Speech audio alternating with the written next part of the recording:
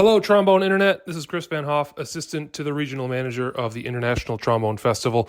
We at the festival, of course, are huge fans of the pod, and we are really excited to invite you to attend this year's 2024 International Trombone Festival at TCU in Fort Worth, Texas. Dave Begnosh is our host. We have the world premiere of a brand new double concerto for trombone and piano with the Fort Worth Symphony. We have the American Brass Quintet. We have late night jazz featuring a Latin jam session. Like, everything is happening. All the cast will be there. It's the best hang in the world, and we hope to see you there. You can register for the festival still online at www.internationaltrombonefestival.com, and it's happening the last week of May. So go register. We'll see you in Texas.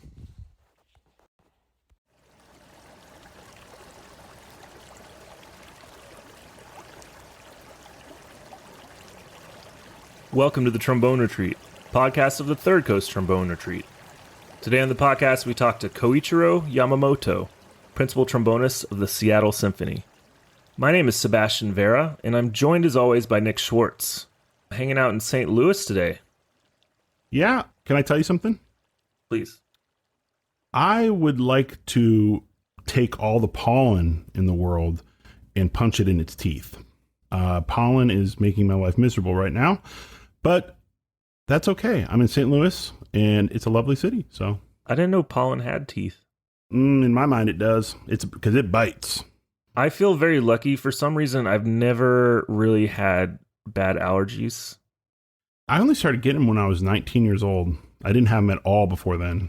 And now it's like, this year has been tough because I started in New York with pollen season, and then went to Michigan and relived their pollen season, and now I'm in Missouri for their pollen season. I believe it's Missouri. We're in the Missouri part. If you go down to this where like Ozark. takes place, that's Missouri. If you haven't already subscribed to the podcast, please subscribe. Everywhere you download your podcasts, we are there. It was really fun hanging out with Ko and hearing his story, and man, I can't wait to hang out with him in person at the 2021 Third Coast Trombone Retreat. Wait, repeat that part again. 2021 Third Coast Trombone Retreat happening August 15th through 21st. And it's in person, live and in person. I think this might be the first. Everyone that follows us on social media has seen our announcements. If you don't, we're officially having our Third Coast Trombone Retreat. We're really excited. We had to be really creative and figure out a lot of things to make this happen, and it's going to be great, and we're super excited about it. We have Ko-ichiro Yamamoto, of course, that you're going to hear today. That's going to be there, and we'll also be joined by John Romero, principal trombonist of the Metropolitan Opera. And, John, obviously great at the trombone, but he also has enough hair for the both of us, Sebastian. There you go. So recitals, master classes, lessons, chamber music, trombone choir, and special talks. It's a beautiful, really personal environment. It's right on Lake Michigan. You have white sand beaches. It looks like the ocean. You have deer running around and dense forests. We keep it really small and personal so that everyone gets a real personal experience. Scholarships are available. There's free housing and airport pickup. For everything that you need to know about it, check out tromboneretreat.com. And don't forget that there's fires to be bonned, there's bees to be tossed, and there's sacks to be hacky. All right. We do all those things at retreat. Maybe not hacky sack, but we do toss the bee. Have we? I think someone busted out a hacky sack last year or 2 summers ago. It might have been old Shark Eyes, Tim Maines. It's probably, if you have kids come from Oberlin, you just assume that there's going to be a hacky sack, Yeah. Oh, by the way, if you come from Oberlin, we do require at least every other day showers. So. And you have to wear shoes. Oh, we're going to get so much Oberlin hate. Actually, no, there have been some Oberlin people that don't wear shoes around. So that's okay. Yeah. We're pretty low key. We're okay with no shoes. So this episode is supported by Houghton Horns. Ko-ichiro Yamamoto actually has a really awesome warm-up and routine book called Coherent Warm-Up Drills and Routines for Trombone, Ko-Herent. And it's actually really cool. We got to see some of his warm-up classes at the retreat last summer, and it was really, really thoughtful and really cool. So in addition to Ko-ichiro's excellent book, they have lots of materials, a lot of etude books, solo material. They have mouthpieces, mutes, and trombones. And they have offered a very generous discount of 10% off the entire site, excluding pre-owned and sale items with the code RETREAT. But that's a fantastic deal. Unbelievable. So if you're looking to buy a mouthpiece, looking to buy a mute that you've been looking at, now is the time. 10% off. It's a fantastic deal. You know, I'm no mathematician, but if you bought something that cost $1,000 and applied the offer code RETREAT, all lowercase, I mean, that would be at least $7 off. At least. Maybe even more. What? I'm going to need to get out my abacus. You gotta find some way to mention an abacus in every episode. Yeah. We haven't talked about our hate for the euphonium in a while. Enjoy the episode.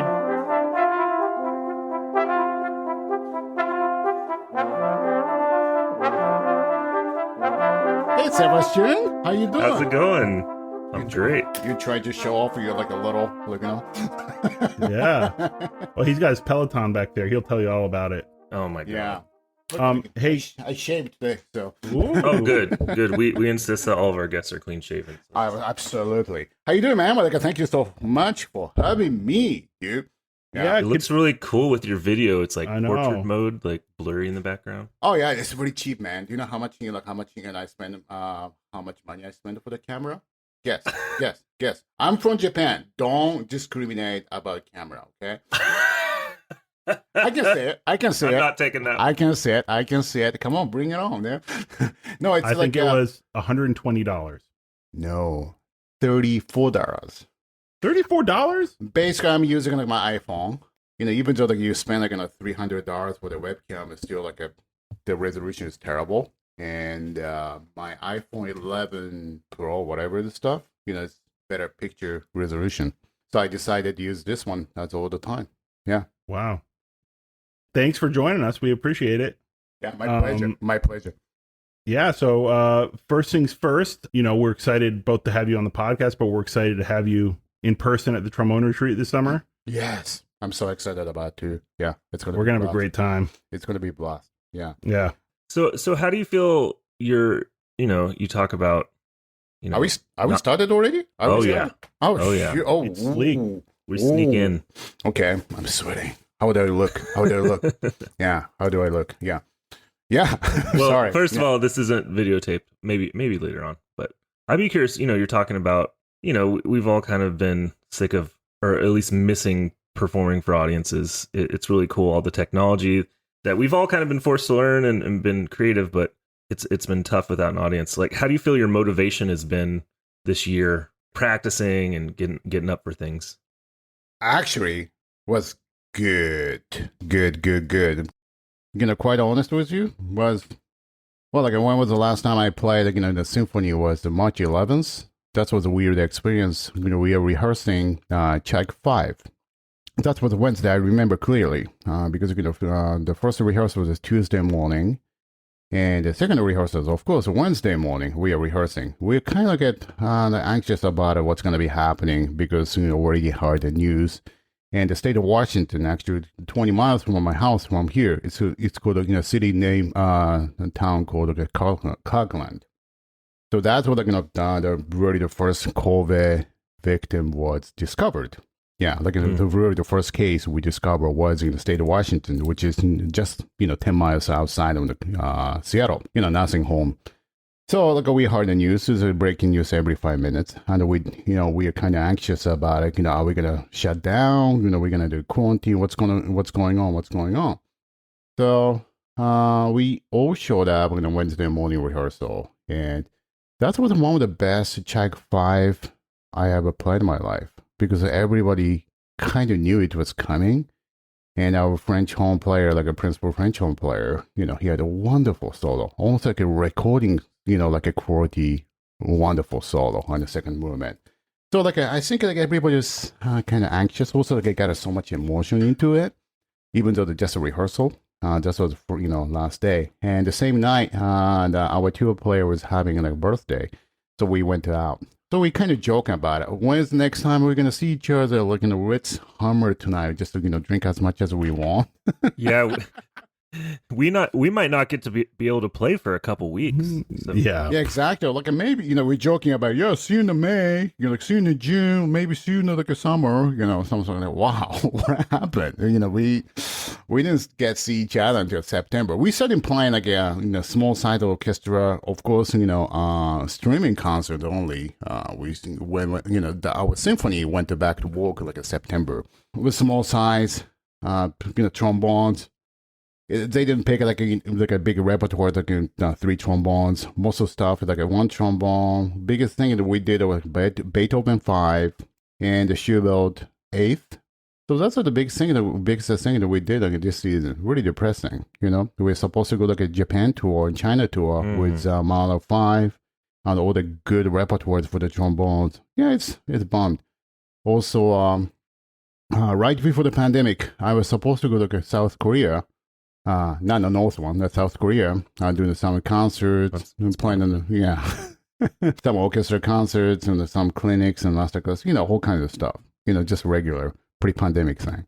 So had you toured to Japan with the Seattle Symphony before?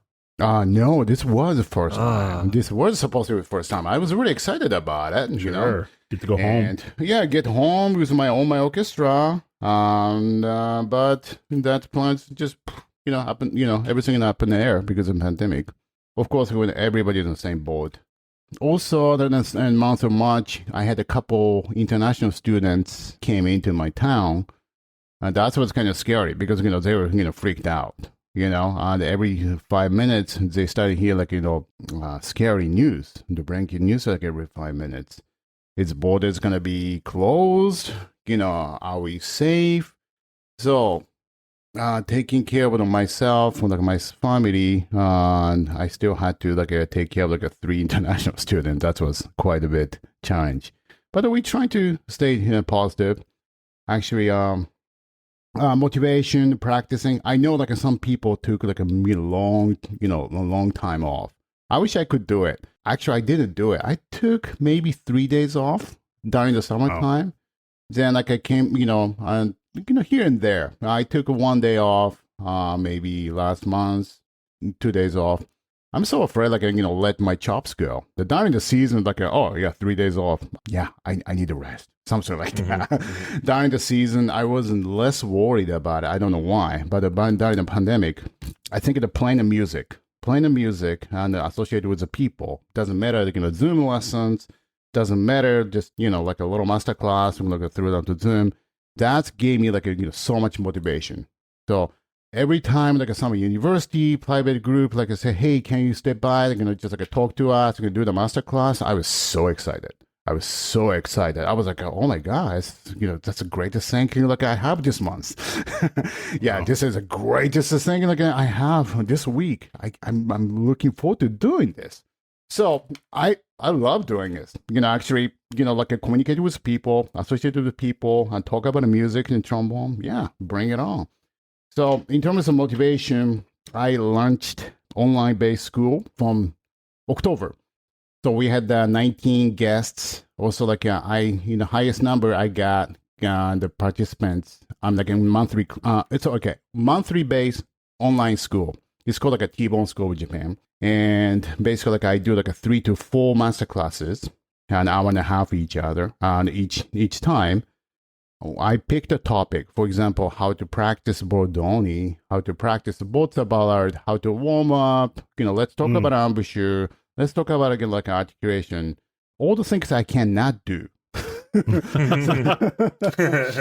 So all the things I hated doing, I remember that one of the topic I picked how to practice copra. Epic fail. Yeah, hitting the wrong notes. Sounds like a YouTube video. I know. Couldn't play. So that's what like I said, that's what a monthly base online school. It's called a T-Bone School in Japan.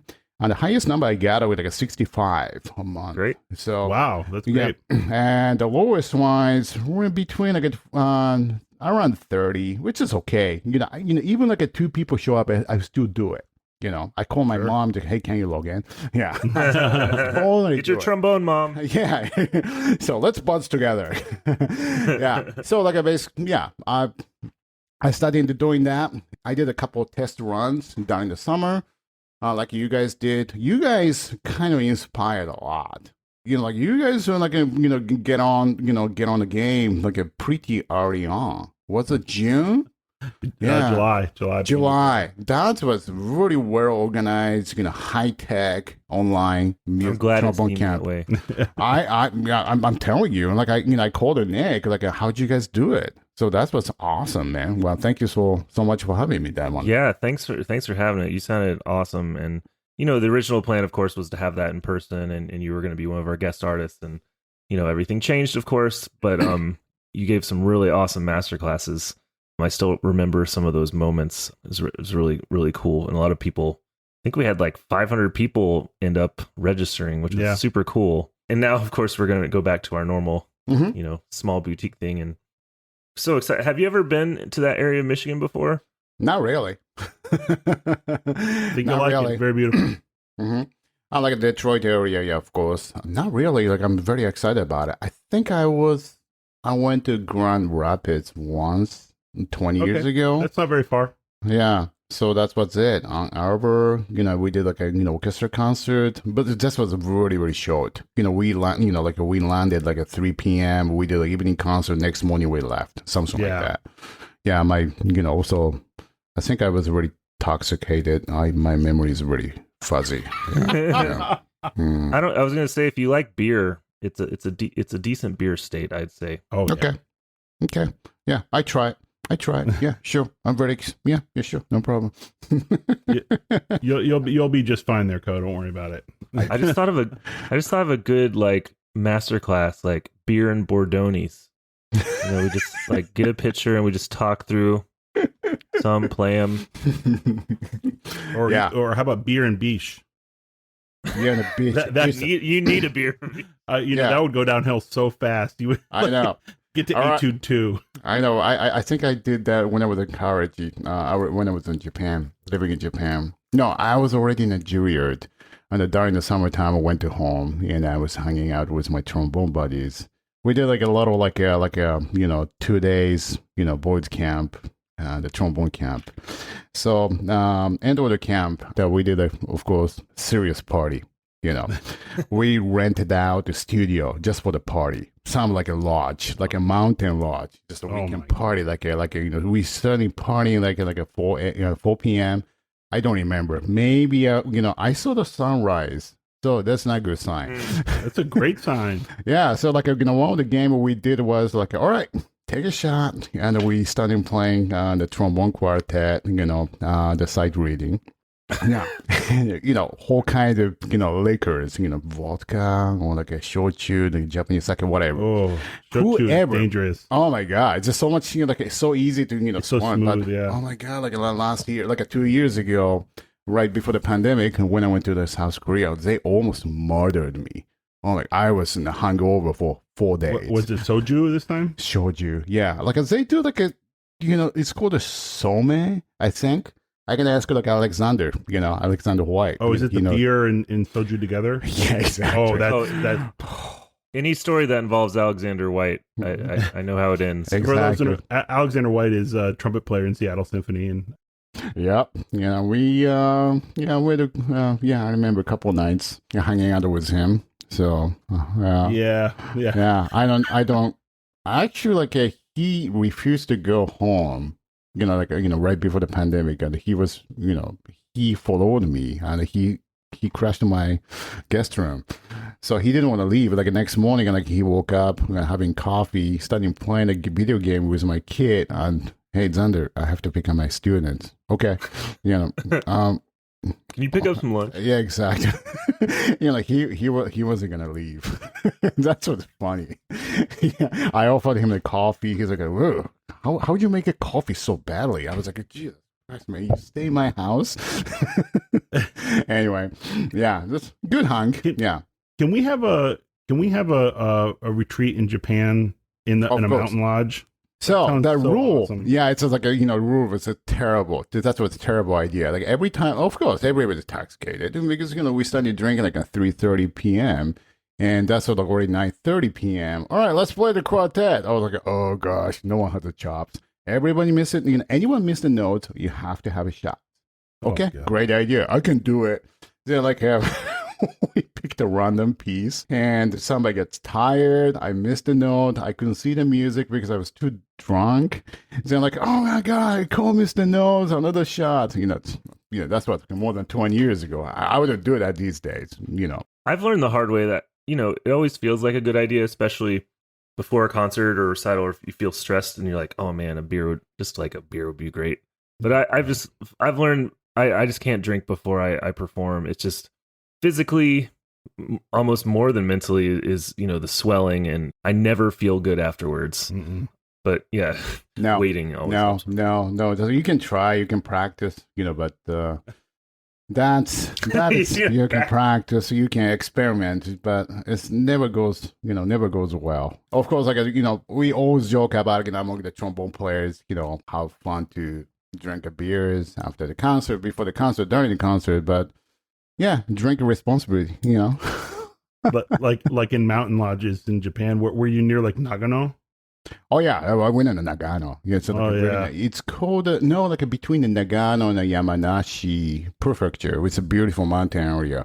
Oh my God, that's we had so much fun time, but again I felt terrible. The next day, like I had to go like another music camp to teach. Oh my God, like I was young, but it's still a serious hangover. Of course, I miss going there. I miss seeing my family. Yeah, it's... You grew up in Tokyo, right? I grew up in Tokyo like everybody else. Yeah. Like everybody. Everybody's from Tokyo.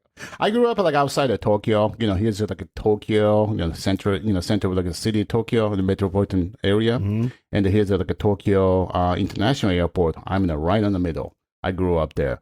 I was born in the Shinjuku area. I grew up. I think when I was 6 or 7, my parents decided to move outside of Tokyo because Tokyo was a little bit too busy. And my second sister had serious asthma. So like a pollution level where we used to live was a little bit too high. So my parents wanted to get out to the center of the city. So like a suburban city. The bad news was I had to take a subway, bus, bicycle, whole kinds of like a transportation system when I was in high school. So every day was kind of triathlon, 10-minute bike ride and 65 minutes of like a subway, ride to get to the high school. That's what's kind of rough. The subways are pretty intense there. Right? Oh my, it's very intense. Oh my God, so intense. They cram everybody. And they cram everybody. Like back then, like I had to carry my trombone every day, because I went to music high school. So I had the old buck, heavy case, put it on the bicycle between my laps and ride the bicycle as fast as I can. So latest time I had to leave my house was like 6:40. 6:40 a.m. So if I don't make like 6:51 a.m. train, I'm in a deep trouble. So yeah, that's what's. So I was in the shape because every morning, every night was like a triathlon. You ride a bike, go swimming into like a subway. Subway rush hour train to Tokyo, and run between the transfer on the train. Yeah, I had to transfer like a 3 train because that's what's such a great idea for my parents. Yeah, like a suburban city is so beautiful, air's cleaner, you're gonna love it. Oh, great! So after 5 years later, I'm gonna go to high school and the center of Tokyo. I have to go into high school in the center of Tokyo every day. Hour and a half, my ass on the train wasn't fun at all. But yeah, I'm just going to high school one day. Every morning, I lost like a 2,500 calories. That's I felt like it. Wow. Yeah. So because that was really intense. So that was my childhood. Well, you could have gone to high school closer, but you went to a music high school, so you had to go into Tokyo, right? Exactly. So like a nearby high school, just like a public school, and they did not have any schools nearby. Didn't have like a great music programs. I would say the band culture is so strong. They have like a great band cultures, but not really specified. I really want to go to a music school. Yeah, because I want to just focus on the music, focus on trombone. I don't want to do anything else. But reality is wasn't. So you started when you were 12? I was a 12 or 11. I would say like 11, 12. I was a sixth grade. All of a sudden, I didn't like the music. I grew up in my music family. My mom used to be a violinist, and my father used to be playing the trombone in a professional orchestra in Tokyo. Tatsuo. Oh, how'd you know so much? Oh my god. Well, we go way back. Oh gosh, you got my credit card numbers too? Yeah. Oh yeah. yeah. Interesting purchase you made. Oh gosh. Canceled it. Yeah, like he was playing like a Sage Ozawa's orchestra. Really the first couple orchestras, Sage conducting, and he was on. And back then, like in the Japanese orchestra, they didn't have like a system, like a principal, second or third or fourth. Basically, my father played everything. So he, I don't know, it's too blurry, the picture. He gave me a couple trombones after he retired. He gave me this one. Hold on a second. I don't know. You can see this. You can see the old Kong 62H. You see it? Yeah. Yeah. So that's he gave it to me, and he had one. And he also old Elkhart Comb.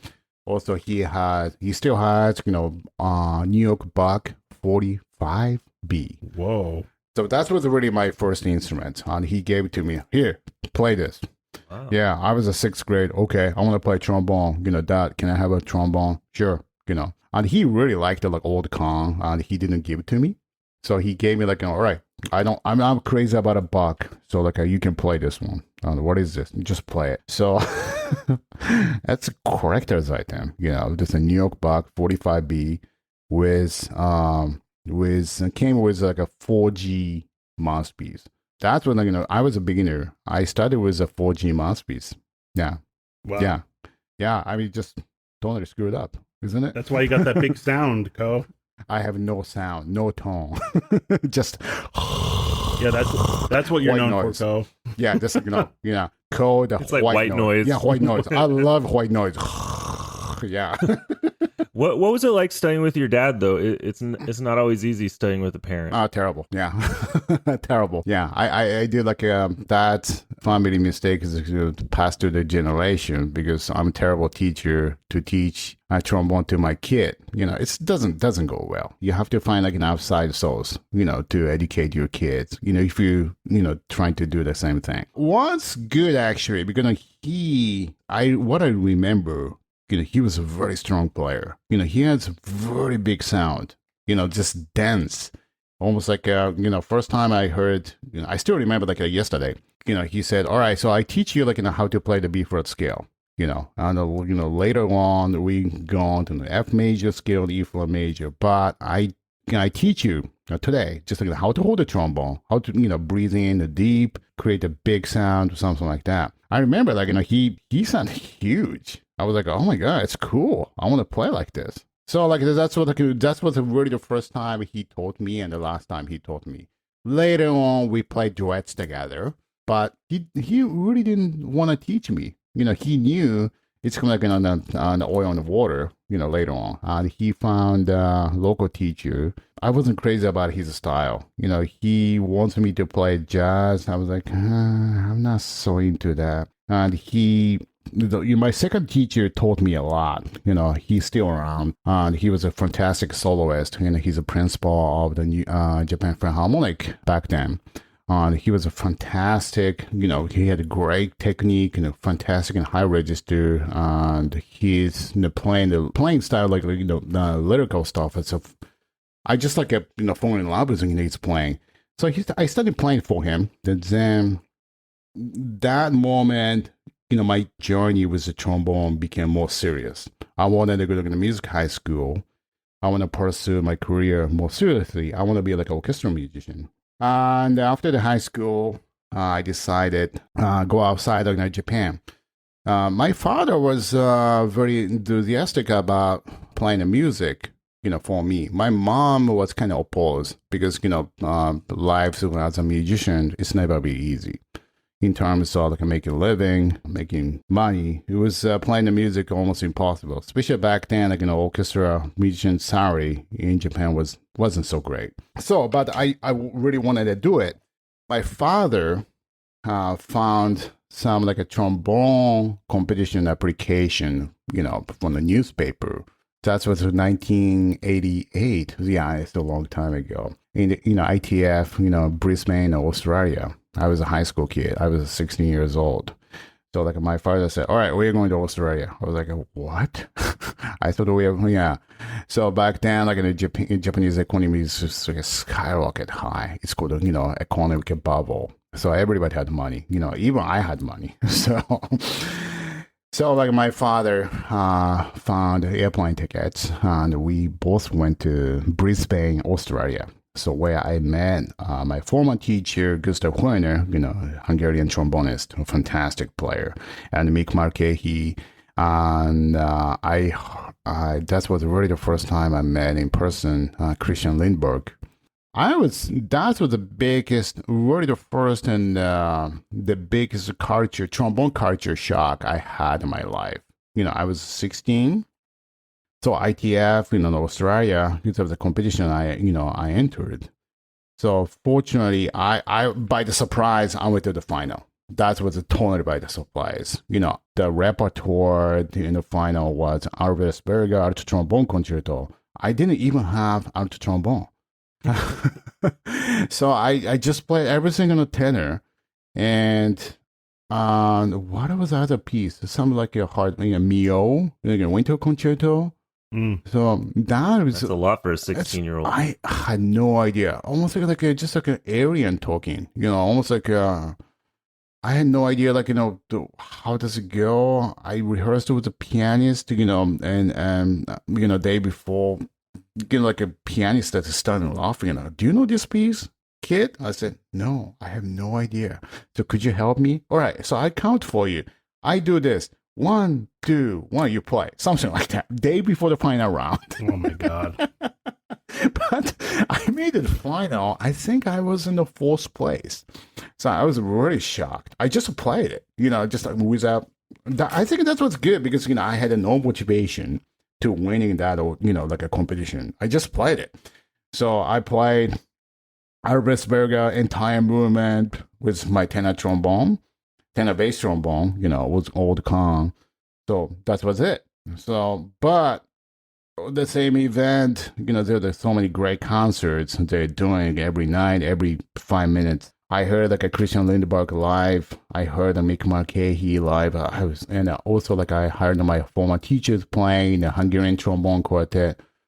I was shocked. So, I after the competition, I was like, I was totally just totally different person after the competition. I talked to my parents, hey, I want to play trombone more. I want to play, just can you make it happen? All right. So you're going to practice more, yeah. And I want to go someplace. I want to go to, Berlin. I want to go to Germany. Because I was a stupid high school kid. I didn't know where the, New York is. I didn't know where the Paris is, I just randomly picked a place. Okay, if you want to go to Berlin, you have to find a teacher. Okay, so let's find a German teacher. And luckily, the same year, do you know Johann Doms? Mm-mm. Yeah, Mr. Doms. Like he is a former principal trombonist on the Berlin Philharmonic. Yeah, he's just old, the very very conservative like a German style trombonist. He had like a straight home, and he was visiting like a professor in Japan. So I had a chance to play for him for the private lesson. So I found a contact, I called him. He didn't speak any English. I didn't speak any English. I don't know how we ended up meeting in the same place, but I played for him. Man, that was the best, one of the best lessons I had in my life. He said, okay, 60 minutes only. No, it ended up at 3 hours. He gave me 3-hour lessons. Wow. And, everybody said, Mr. Doms is a very busy man. Don't distract him. Something like he was a VIP. But he said, please come back next week. So please come back next week. I was like, okay, I think he wants me to be back here on Wednesday. And okay, I guess I'm coming, I'm going to skip the school and I'm going to his, lesson. That I did. And again, another 2-hour lesson. And I told him I would like to study with you. And he said, well, just talk to your parents first. And you have to learn, come to Europe first. Then you can decide it. I was kind of weird. I have to get on an airplane, to decide whether I'm going to study with this man or not. So, and also another good thing happened, back then. When I was in high school, my sister, she's a pianist. She was earning a master's degree in the Budapest, Franz Liszt Academy, which is very, very famous school for among the pianists. Before I revisit Mr. Dom's, I decided, all right, I'm gonna stop by Budapest, and hang out with my sister and practice there. We'll see how it goes. So I stayed at, my sister's place. I was practicing, the Liszt Friends Academy. Also, I would like to see Mr. Gustav Horner, who I met at the ITF on the same time. So I couldn't find him. Yeah, but I found other trombone teacher, happened to be in the building. So I was just wild and stupid, you must be a trombone professor here. Can I play for you? I was like, he looked at me like, who the hell is this guy? This kid. I play trombone. Lesson. Can I have a lesson, please? I was like, I can't teach you right now because I'm busy. But how about tomorrow? I was like, sure. So he gave me a lesson. But his name is Mr. Thibodeau Stam. I still remember. He was kind of my father's figure in Hungary. So I came back the next morning at 9:30 a.m., whatever. So I played for him. Man, that was amazing. Again, 2.5 hours, no charge. He just try this. You sound great, or I sing more.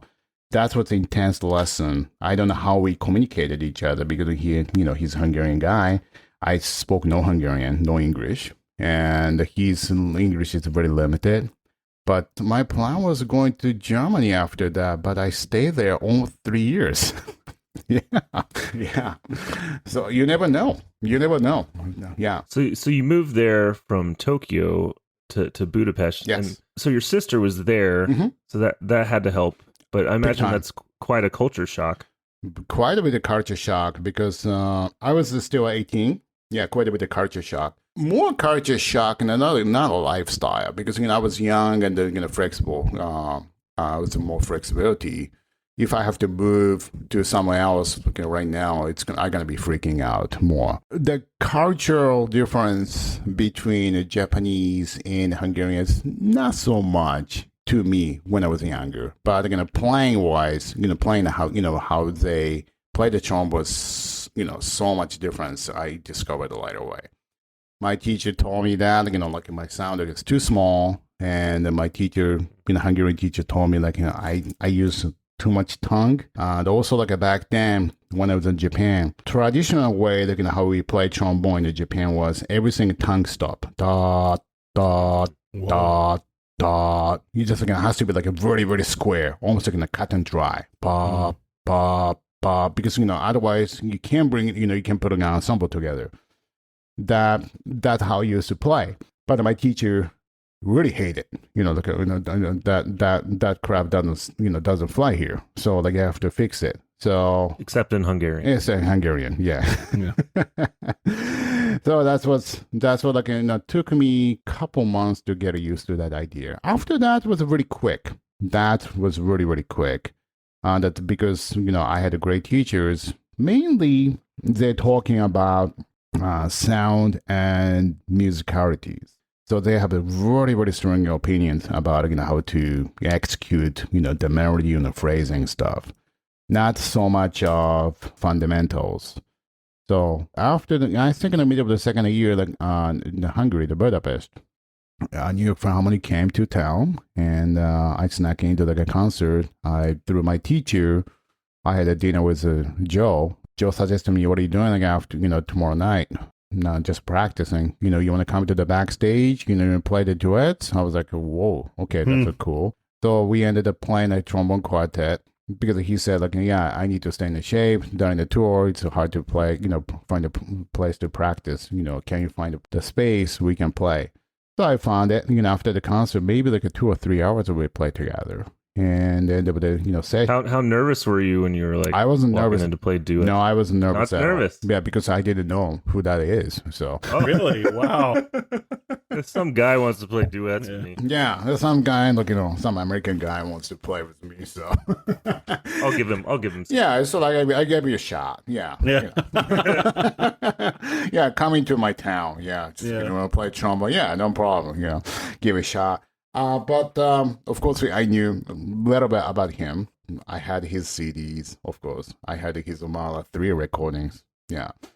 But I wasn't nervous at all. I just played. And he said, at the end of the session, he said, all right, so we have an opening. Because that was shortly after Nitzan left, from Juilliard to New York Philharmonic. What a jerk. Mm-hmm. So he said, there's an opening, if you want to come in, if you want to come to, take lessons with me in New York, if you want to take an audition for the Juilliard, I think you should do it. I talked to my teacher, Gustav, and the Thibodeau, they're thrilled. They were like, oh my God, what are you waiting for? I have no money. Shoot. So that's another issue. But thanks to my parents, that they found so many foundations, the scholarships for me from the Japanese government, some a music foundation group. My father did so many research. So I was able to find some scholarship money from the government, which is great because many kids in the United States, just they have to pull out a student's loan, the age of 18, ended up having a $200K, loan before you graduated. So I didn't have to do that. That was lucky. So that was it's a long, but that was my teenager to college story. So once you were you did your master's at Juilliard, when did you start taking auditions in this whole process? It's really funny, even though I was on 2.5 years, Liszt France Academy, their credit didn't transfer to the Juilliard school. Yeah, wow. Yeah, I was I argued with them, and I complained about it, but the assistant, nope, not, your degree is nothing. So you have to start over again. I was like, what? So I was 23 years old, with freshman. That happened a lot at Juilliard. There were quite a few Europeans who would come over to transfer from various schools around Europe, and they'd have to start over. There was a Belgian trombonist when I was in school that had to do the same thing. He was studying in, I think, Rotterdam or Paris and then Rotterdam, and then he had to start over at Juilliard. Oh my God. Yeah. You must have been pretty cool. You could buy all the beer for your freshman friends. The oldest freshman. Kogan. Oh my God. That was weird. Thank God, back then, I don't know. The Emerald Inn? So weird. Emerald Inn. Of course. I studied, Emerald Inn and finished with the Big Nicks. No, I couldn't go to the Big Nicks. I was too poor, Grace Papaya. That's the hot dog place. The hot dog place in 72nd place. 72nd Street. Yeah. But God, so nice. You had a pretty good studio at Juilliard, didn't you? When you were there? Of course. Jim Markey. Yeah. And our dear friend, he's no longer with us, but Mark Horner, he was a beautiful player. Dario Acosta, he used to be in the Boston area, and now they're in Princeton, Helsinki. Empire Brass, he played a couple seasons. Who else was there? Yossi Itzkovich, he's a bass trombone player. He's in Spain right now. He was in the final every single bass trombone audition, back then. My second year, Tom Barge. Oh, I love that. Tom Barge. He was a very intense guy. He's in Charlotte now, Charlotte Symphony. Yeah. And also like a Stephen Sanders. Do you remember him? He is Sure. and he became a conductor. I have to be careful, what I say now. He's our boss now. He can be my boss. The Giacomo Barros, he's a tuba. Yeah. That's for the after hours. I feel like every time someone says Giacomo's name, everyone just starts laughing. Oh, shoot. Yeah. They all have a story. Great studio. Great studio.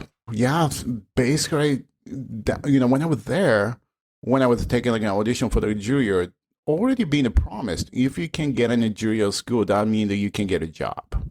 Yeah, very much like that. So every single year, like Jim Monkey was there, and then also like a year before, Nichan was there. Junior was such a famous place among the trombone community. If you can get a junior school, don't worry about it, you can get a job. Yeah, very much like that.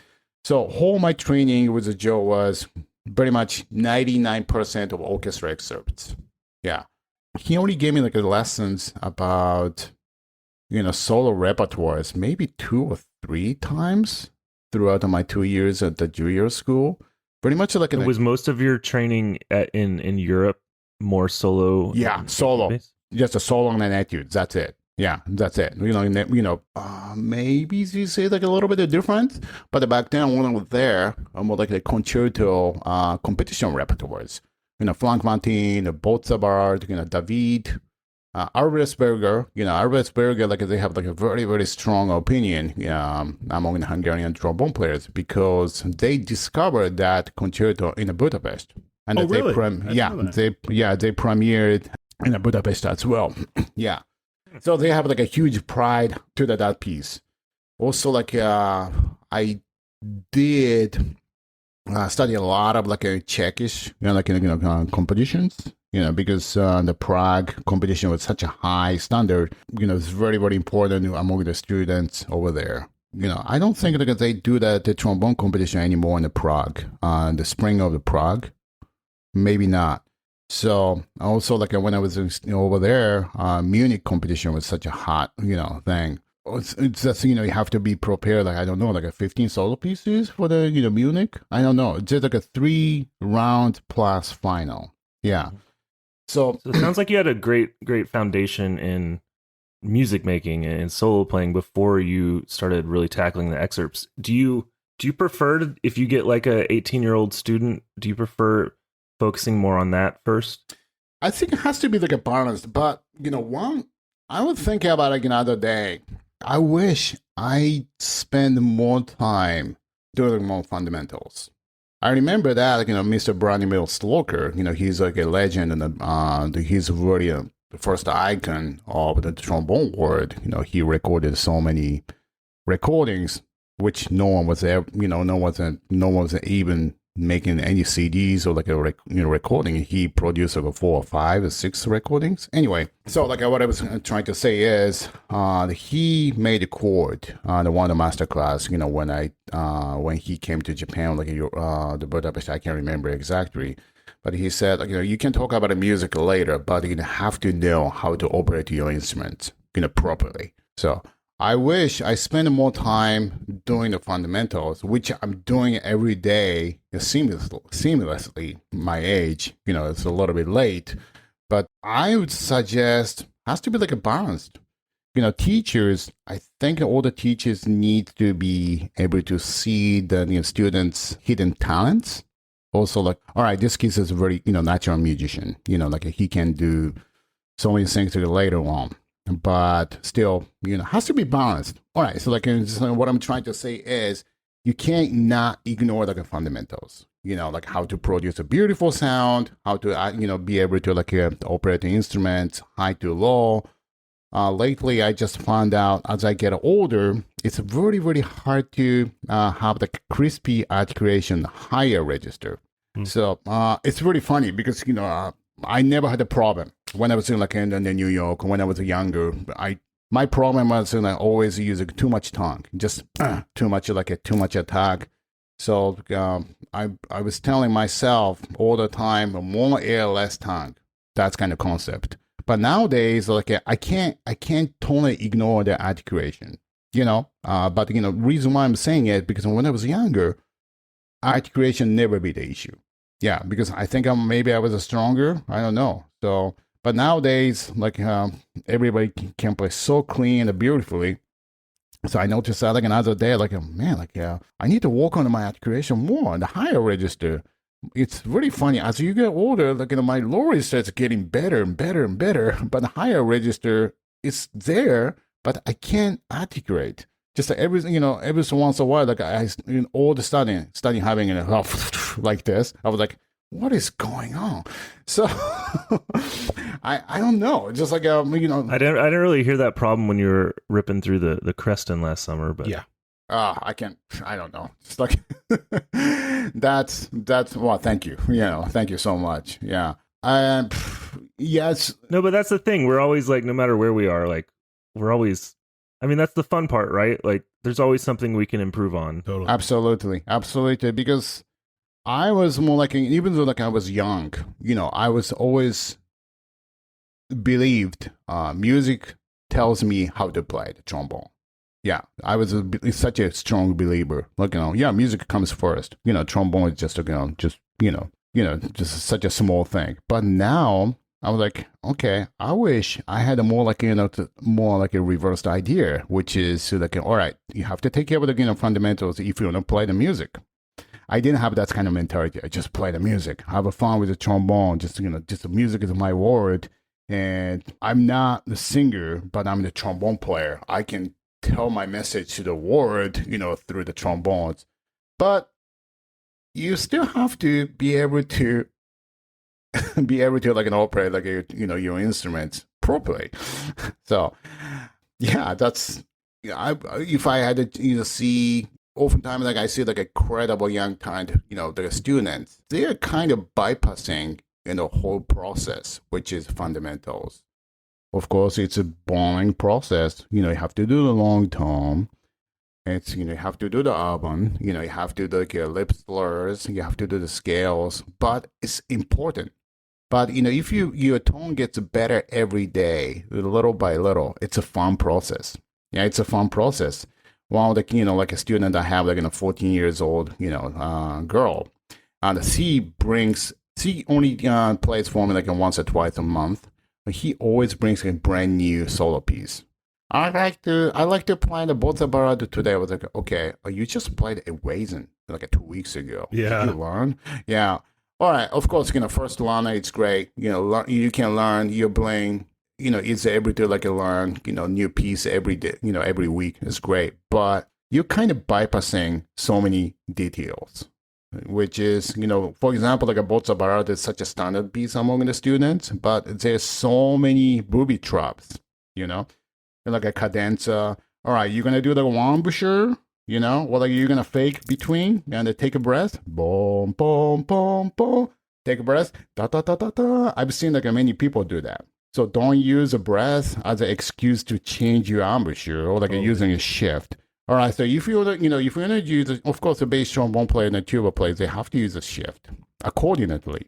But I'm seeing like many students, very good students using, taking breaths, hiding something, using a vibrato, hiding something. So if you spend if you're like a older teacher encouraging like a kids to do the more fundamentals, encourage them, that's gonna be like I think like trombone words becomes like a much higher level.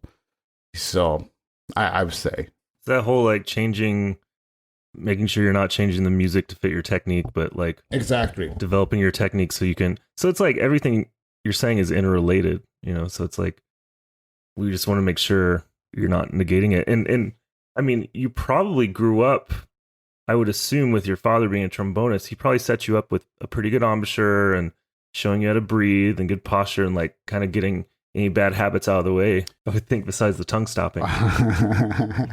Actually, no, it's like he was just another thing, like, he didn't really teach me, like, how to set up a good embouchure. Like, my embouchure, back then was, like, really low, like, kind of J.J. Johnson embouchure. Yeah, like this, really low. And Joe, really the first lesson, Joe, let's say, like he said, like, all right, it's not gonna work. It's not gonna work. All right, change it. First lesson. I went to New York City when I was a student. Before I came to Nigeria, and so like he said, just I was here, I was almost like a red, on the red, up there, but I was able to play like high, loud, no problem. But low register was very questionable. He said, like, all right, so that it's not gonna work. So like really the first lesson, he just moved. That was quite shocking. So I didn't like it, didn't want to do it. But so at age of the 22, 23, 6 months before the Juilliard audition, I changed my embouchure. So, but it worked out great. It worked out great because, it fixed pretty much every single problem I had. Of course, a new embouchure, it's a little bit weaker. You cannot hit the, double high B flat, or like you cannot play the, pines, you can't play the Model 3 with the full volume, but tone gets nicer and my low register immediately get better. So I really appreciate that, because, it's just so much, effort for the teachers to deal with, embouchure change. Yeah. Like a teacher needs to know, like, what what are they doing? And the students need to have, like, a lot of, like, patience. And also, like, the teacher need to have, like, teachers need to have, like, a lot of confidence to guide the right direction for the students. Yeah. Mm-hmm. So I did like an embouchure change when I was a student. Also, like, I did an embouchure change 3-4 years ago, because, I feel like my mouth be set up as too high. So I have to bring down a little bit. Like I Colin Williams, I had like a serious like a chop issues and still dealing with it, which are associated with like a lot of psychological issues as well. Psychological issue means like if you don't feel good playing an instrument, playing a concert, then become like an extremely painful process. Mm-hmm. Yeah, because you don't know. Basically every night lowering dice. Tuesday morning feel great. Thursday night, nothing comes out from the bell. Yeah, just, you never know. So basically, like, what I had was, I said the same thing some other day, some other masterclass. If you have a job title, professor or like a principal trombone, principal bass trombone, not clocker specialist, whatever. So that's me. Oh man, can we change that in your bio? Nutcracker specialist, Nick Schwartz. Yeah.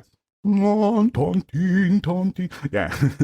Anyway, so it's a great score, by the way. I love Nutcrackers. Oh, yeah. it's good. It's great music. Yeah. If you have like a job title, and if you work like long enough like this society, this community, like this industry, people invite you to like a master class, like a recital, residencies, which is fun. So much fun. You have great atmosphere. You can like have a great engagement throughout the music with the people, and drink afterwards. And it's fun. I love traveling too. Anyway, so I was doing a little bit too much. For example, I finished the Mala 2 concerts and go to the airport and take a red-eye flight to Taipei and get off the airplane at Taipei at 10 p.m. drink until 4 in the morning. I have rehearsal, something like that. Do the whole week like this. Playing. One heaviest week I had in my life was, I think I played 4 different concerts, 4 different cities, 2 different orchestras. That hurts me just sitting here. And also, took a day off, and then started to do a trombone camp, and I was teaching 12 students per day or something like that. Then, end of the second week, I felt something inside my lip.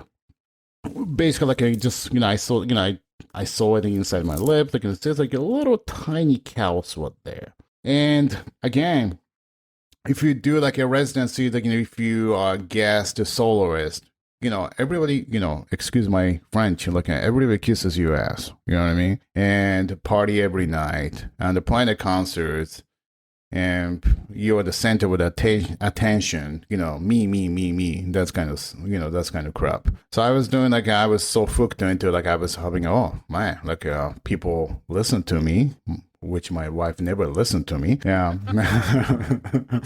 And wow, some people think I'm really good on the trombone. Something like that. So it's kind of egoistic thing, all about egos. I was doing too much. I injured myself. And that spot, like the also becomes a lot, bigger and bigger and harder. Get out of control. So I had to take a time off. And I was dealing with a couple of years. I really hate it because sometimes, it's really hard. And my carousel is sitting right here and inside my mouth and where the between my lip and my front tooth. Every time I play, and sometimes that part of the lip stop vibrates. So that gives me like a lot of like the response issue. And in order to not aggravate the spot which wounded, I had to take like painkillers constantly. So like Advil, I was like a big fan of Advil. So I almost applied like a sponsorship like Advil, but they didn't reply my letter. So which is just fine. I was dealing with that, and I had surgery. I did like a removed my curls. Really? That's what's the biggest mistake. And the doctor said, yeah, I've done like so many people, probably I did like a 20 or 25. And I wouldn't say like the doctor's name, he's in Atlanta, Georgia. I went to there and they removed it. He said, oh yeah, 3 weeks, no, 4 weeks. You don't play. Then like you started playing like a slowly, after 3 months, after 2 weeks, you don't feel anything. I was like, no, wrong. I had to deal with like maybe 6 or 7 years. Yeah. Wow. Just one little surgery. Only took 15 minutes. All right, so these pulled out the cows, which is like a kind of bigger than we expected. We are expecting. So much bigger. The doctor said, like, I think the good news is, biopsy said, you have no cancer, which is good. Oh, okay. Yeah, just a cows. All right. The bad news is, it might take like a little bit longer recovery time. How long? I don't know. Maybe just don't play 4 weeks. And I guess, just let me know. Call me anytime. Oh my God. So that's what like early 2013 January. Yeah, during the winter break. I told the orchestra manager, like, all right, so I'm going to have like, I have to take care of this. Can I use my medical leave? That's no problem. When are you going to be back? How about second week of February? Oh my God, like really the first piece like I was supposed to comply was a very easy program. La Boheme, also like I had to play like some Carmen overture. Couldn't play. Wow. Yeah, could not play. That Nothing came program. up. Yeah, that was an easy program. All of a sudden, I was a very strong player. That's why like I injured myself. So I was doing like solos. I was doing like in the playing, just having fun all the time. I was doing like, basically like I was doing way too much. I was way overworked and I wasn't careful. And of course I was practicing, I was warming up every day, but I wasn't smart about operating trombone. Yeah, sometimes, who would do that? Like take a red eye flight, like after like a 12-hour flight, get off the airplane and start playing right away. So that's, I did that. And I did a music festival in Japan. Yeah, with the Sages. Sages, I used to do that 12 years. And the last concert is finished at 10 p.m. in the middle of nowhere in Nagano. I take a nap like 3 or 4 hours, starting driving to the airport, catch a morning flight to Seattle, landed to Seattle 7:45, and at 10 o'clock shows the A's. And that's how I was doing that very much. So how did you recover from this? Just keep playing. Yeah, just keep playing. I was really depressed. 2013, this was kind of 2012, 13, 14, I was kind of the busiest time for my life because everybody, I'm very grateful because everybody called me and the Japanese agent again, hey, you sound great, like you want to do like a recital tour. So they set up the recital tour like 6 months after my surgery. Man, I didn't sound good at all. Yeah. I finished the program, but I have to take, some of the like, notes active down. And the people notice like, okay, this doesn't sound like a Ko-ichiro. And I almost had a nervous breakdown mid of the concert. But all right, so just to finish the show, and I just finished the show. Just don't stop. Wow. Just keep going, keep going. I just applied through it. I was really depressed. Also, like I was so disoriented. I thought I knew about a trombone so much, but luckily, just one 15-minute short surgery wiped out all the memory, the whole thing. I lost my tone. I lost my confidence. I lost my technique. I lost my musicality as well. Yeah, because if you're so worried about playing the notes in front of people, really, because every single orchestra concert, I was soaking. I was sweating like a crazy. I was so nervous. And one day after the first rehearsal, I said, I can't do this. I went to the pastor manager's office. I'm sorry, again, I can't play. I can't play. Every single note I play, it hurts like a crazy. I was like, okay, the pastor manager is such a chill guy. Okay, who should I call? Okay, all right, just here's the list. You can call. Okay, just let me know when you want to be back. So wow. that kind of made great, though. That was great. He didn't make a huge deal about it. And also, like, I talked to my colleagues, so like, dude, just take care of yourself. Just really the one last thing we want to have. Just just take your time off. So I did. I started seeing more doctors. I went to see the doctor in Baltimore. I went to see the doctor. Schulman? Yeah, Schulman. I've seen him for some chop stuff. Oh, really? He helped me a lot. The Van der Kolk. Mm-hmm. Constantly, I talked to a Colin Williams, Mm-hmm. And basically, I was invited to do some recital on ITF. I think at the Eastman, man, a day before, then another problem, the first surface, just open wide cut. And one time, okay, I'm not exaggerating. I'm playing a concert. After during the recovery period of time, it's getting better each time. Okay. I have to say, over the course of the month, and they're getting better and better, and they're starting playing more. The one time it hurts, this morning didn't hurt, but hurts again. Wow, so inconsistent. I don't want to deal with this. And they look at my inside mouthpiece, it's blood in there. I was like, oh, Jesus Christ! All right, this is not happening. And I was supposed to do a recital on ITF Monday or Sunday. That's the Friday. I said, I have to cancel again. So cancellation. Calling sick. I have to do that. In order to make concert happen, I had to take 3 Advils every single night. Wow. Yeah, every night before the concert. Almost I was junkie. Yeah, Advil junkie. But it's how did you keep going? I mean, this was such a shock. I mean, everything you'd set up your life, you're playing in the Met. First of all, that's, Oh, yeah, that's right. I used to play yeah.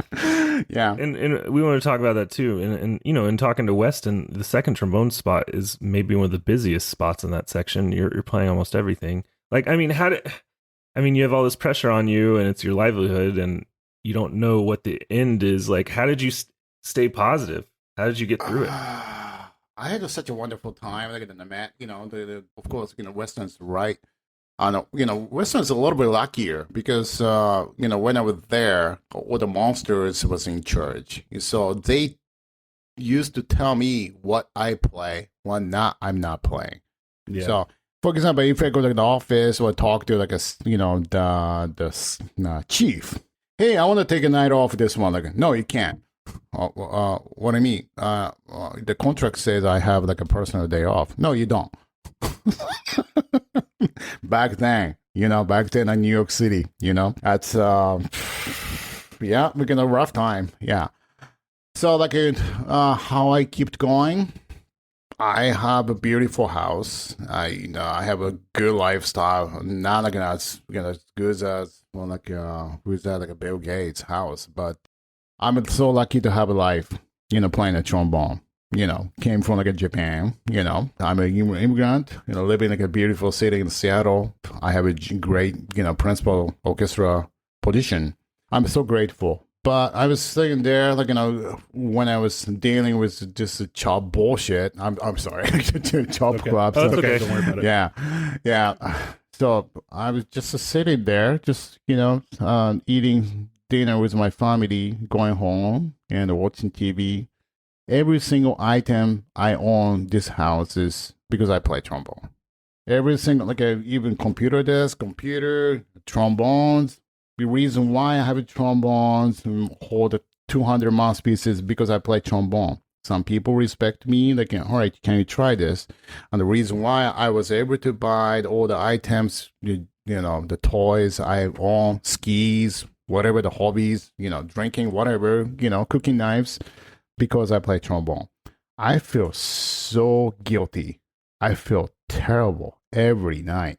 So like between 2013 to 2000, I would say 16, I had to, that was like the darkest time for my life. But also like a musicality, like as a musician, it's the best time in my life. I get to play the New York Philharmonic. I play the concerto, the best concert hall in Japan, here and there. But at the same time, I was keep popping Advils.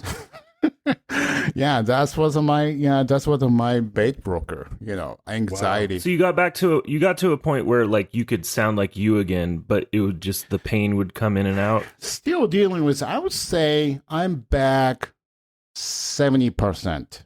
Yeah. Wow. Still consistent. I'm still trying to come back. Yeah. Can I be? Oh, you still feel Can it? I still play feel it? it. Can I play at your 70%, Ko? Is that okay?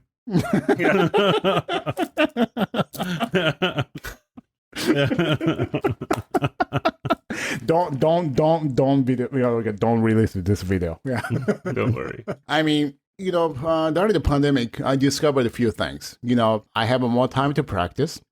And I wrote, etudes, like a warm-up book, which I do like, every day. Not every single page, like it takes, I did it once, a couple times. It takes like 2 hours and 40 minutes to finish the whole book. You get really wiped out. If you do that every day, you're like iron chops. But you have to do like the right thing. Just don't get injured. During the pandemic, I discovered, a few things. Who your true friends are. What's your most important thing in your life? Of course, because everybody's same boat. Everybody's, I'm talking about our industry, like as a music world. Yeah. No one's performing. Oftentimes we joke, the US is so screwed up. I go back to Japan. Wait, they're not playing either. So we're in the same boat. Just incredible. So those two things discovered. Also, like I felt the same way when I was having really, really rough time. I drank, more than I should have during the period of time. I was constantly escaping from the problems. My mentally, I think, I was okay. But like, I really, really appreciate, like, all the friends, trombone friends help me, especially calling, like I pick up the phone, like, in the middle of the night, like, hey man, I can, I had a good, I was able to play this note today. Oh, good. I think like even in the process like this, all keep going, just keep playing. It's going to go only uphill. It's not going to go downhill. Don't worry about it. Just baby yourself a little bit. Just careful. Try this one. I do this constantly. I talk to him, when I was having like a really serious issue, it's in my face. Probably I talk to him every week. Yeah. Also, like a Nathan Zagan, Ko, you want to come to Atlanta? You want to play? 2 weeks? Yeah. Let's play. So he doesn't tell me what to do, but, I got, he gave me so many hints. Used to be reversed. They're a little bit younger as I am. Before they take auditions, they used to play for me. Now, like a reverse, kind of weird. But I really appreciate, like, they always found the time for me, bitch in the morning. And sometimes I get really, really depressed. Yeah. And I had to talk to somebody. So like they're always for me. So did you take the Seattle audition when you were still kind of in pain? No, that's what before. That's 2016. 2007, is that right? 2000. No, 5. 05, I took audition, and I started very late, actually. I was still doing a lot of gigs in Japan, and I was still playing partially at the Met. Before Paul joined the orchestra, I was doing a bass trumpet. 1 year, I think I played 24 Valkyries, 5 different conductors. Yeah. Wow. The first time I did a bass trumpet at Valkyries, so I was terrified. That was second act scared. is no joke. That's Yeah. a huge bass trumpet. Oh my god! First, really the first entrance, the Donkey Kong Kong Kong. That one, yeah, yes. Musical nuances. Don, don, don. Yeah, I was really nervous on the first. It's a pretty fun part, though, It's right? so much fun. After I would say a 5 or 6. I did. I loved it. I just oh my god, this is so much fun. Almost like a recital. Yeah. It's such great music. Oh my god. Yeah, it's such a great music, and you have to say, like in the opera. I miss opera. Othello, the Ring Cycle, Yeah. Cagpack. Yeah, even Madame Butterflies. Yeah. Well, oops, such a bad subject. Yeah. Great music. Great music. Yeah. Great music, but yeah. Anyway, yeah, I was just such a pain for a while, and at the same time, I listened what I done the last 5 years. I listened to recording almost I was so depressed. I was really depressed, and 1 year I think shortly after, I think that's 2016. I decided 2016 or 17. I decided, all right, this recover is not going anywhere. I got a little bit better, but still, I didn't have any. I didn't have fully. My tone wasn't fully controlled. Wasn't controlled. For example, if I play soft, fine. But if I make a crescendo, sound kind of breaks up, and I feel kind of uncomfortable. The another thing is I intentionally started using 3 different embouchure when I was playing 2 octaves, which is super unhealthy way to play the trombone. And I have to use unreasonably big amp, a big mouthpiece to sound full and big. Yeah, so everything I was doing during the recovery period, I feel I was doing such an unhealthy way to operate an instrument. I decided go, visit Mick Markehi, and oh man, he helped me a lot. He didn't tell me what to do. He just oh, why are you here? I'm not here. I'm not, I'm here for, I need your help. Oh, what can I do for you? I'm not looking for some sobbing opportunity, kissing your ass, someday I can play the Chicago Symphony. No, I totally forgot how to play trombone. Can you help me? That's the exact word I said. I totally forgot how to play trombone. Can you help me? And oh, yeah, I have, I'm quite experienced helping people. It's scary. If you have chop issues, you don't know what to do. You're so disoriented. You get, nervous. Yeah, it's scary. So let's play together. And he plays some beautiful, most beautiful trombones I've ever heard for a long time. He just pick up the trombone. He just played a B flat. And I go, Ko, after me. And we did 2 hours. I was oh my God. Oh my God, what is going on here? So weird. But I felt great afterwards. So that was a big wake up call. He got you out of your head a little bit? He didn't tell me what to do. He just we can play together. We are always looking for the golden sound as easy as possible, 1 note at a time. I was I'm still telling myself every day, 1 note at a time. Yeah, I wasn't doing it at all. I discovered so many things during the process of the recovery. Everything I was doing wrong. I was so rash. My ego kind of hindered my recovery as well. You'll be quite surprised how many legit orchestra trombonists in this country, or like in all world, had to go through the same kind of issues. I was really surprised. The first step, if you want to be back in the field, if you want to be fully recovered, the first step, I would recommend to do it is talk to people. Yeah, don't hide the problems. It's okay. We are a human being. So we are, when you're in the school, you don't have to worry about that problem because, your teacher is there. There's so many teachers can help you. And also almost like personal trainers you have when you're in school. But out of school, you're on your own. You have to take care of yourself. You have to be on your personal trainer, and you have to be the voice trainer, whatever. So, well, I mean, when we're in school, it's like okay to have these questions and okay to be insufficient because you're supposed to be. But when we're professional, we're supposed to have all the answers. But exactly, it doesn't quite work like that, does it? No, I was really surprised. Like I said, I forgot everything. I thought I knew everything about a trombone. I knew everything about a lot of things, but I forgot everything. Yeah, you'll be so amazed. I really didn't know. How did I make this far? I won a Metropolitan Opera audition. I won the principal job audition at the Seattle Symphony. And after 15 minutes surgery, I forgot everything. I didn't know how to play the trombone anymore. Wow. I made the CDs. I was proud of myself, what I have done, achieved my life with the trombone, playing the music.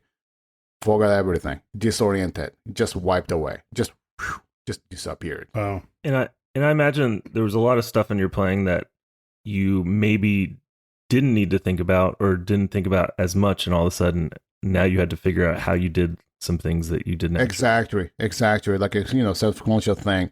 Also, like you said, like in the Western tonal right, my position was a second trombone on the mat. I was the busiest, orchestra, one of the busiest orchestra members, at the mat, because they are, when I was there, they assigned you could not pick what you want to play.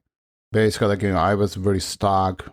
All the big productions, of course, I did. One day I did Electron, Salome, and Valkyrie in the same day. That was brutal, and I didn't have any single service off for 9 straight weeks.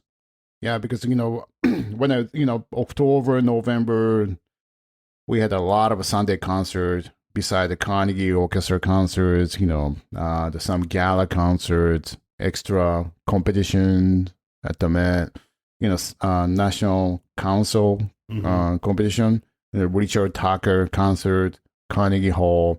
They added extra Sunday concert. I can't remember exactly, but I remember, the 9 straight weeks I was there all the time. That drove me crazy.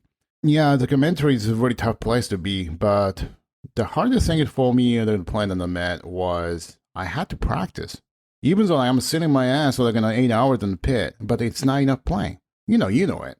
Yeah. And then every time, the older suddenly you have to play really serious stuff, like the Valkyrie, second act of Valkyrie. If you're out of shape, you cannot make it.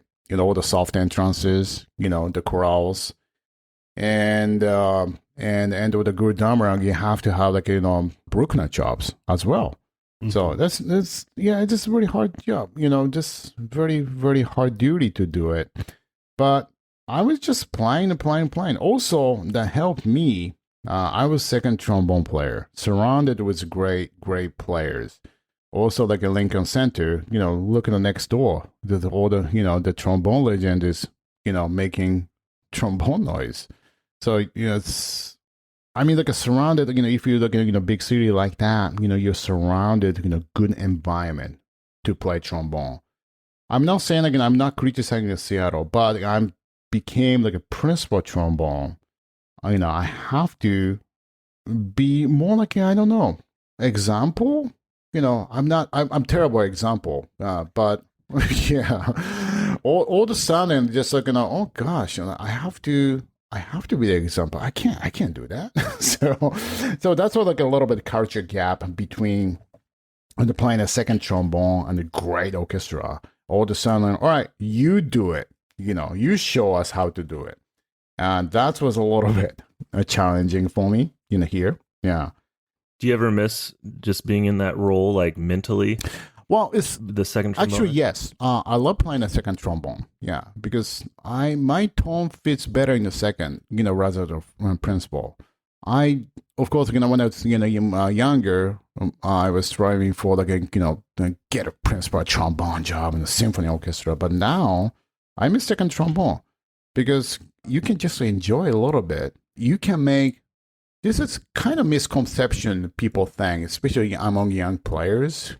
Look at all the great orchestras in the world. Every single one has the greatest second trombone player in the world.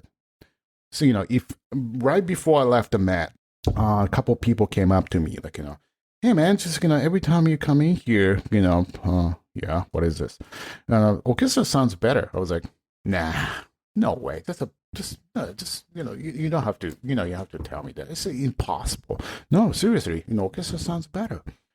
I'm just playing a second trombone. Do you know that? Do you know what's the difference between the first and second trombone? Yeah, we noticed that. Even librarians said that.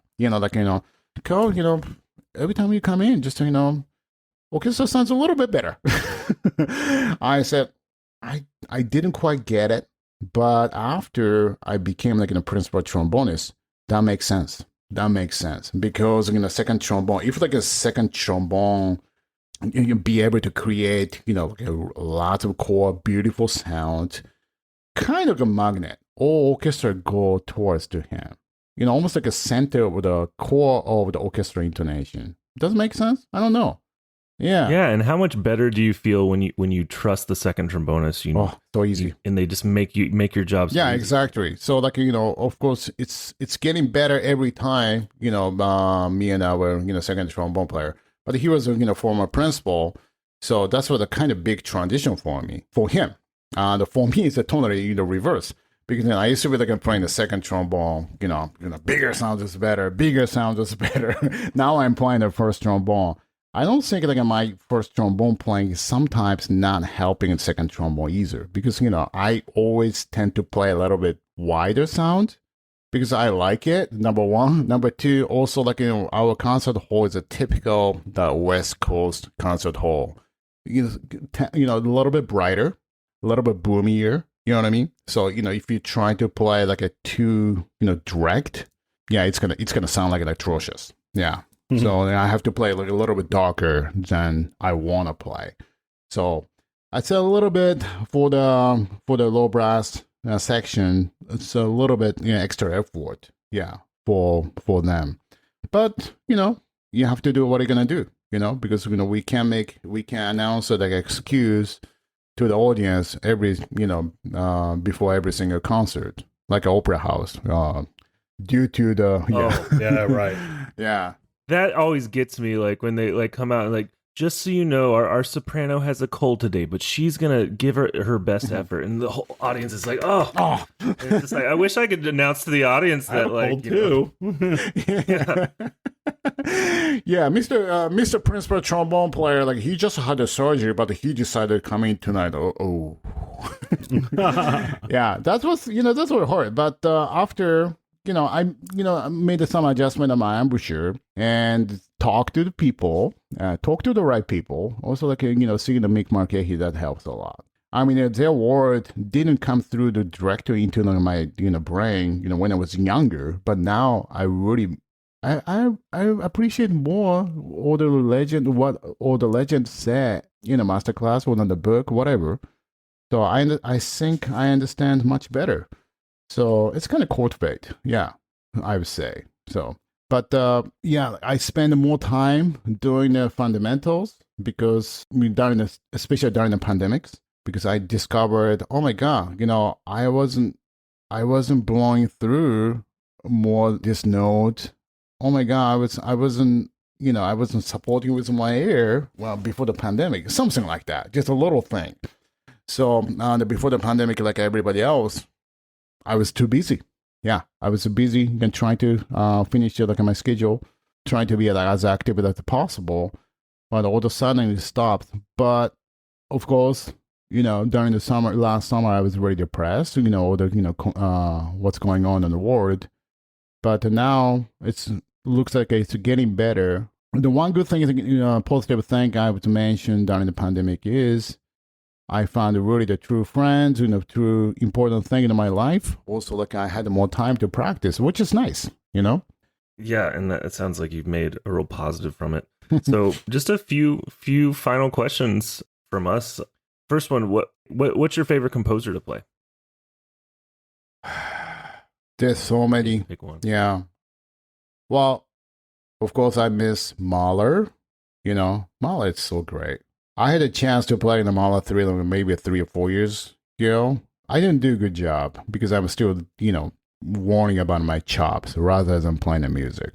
I think if I had another chance to play Mahler 3 again, I think I can do a better job, in terms of how to understand, how to, send a message to the audience, what really composer want, not 100%, but, I have a better idea.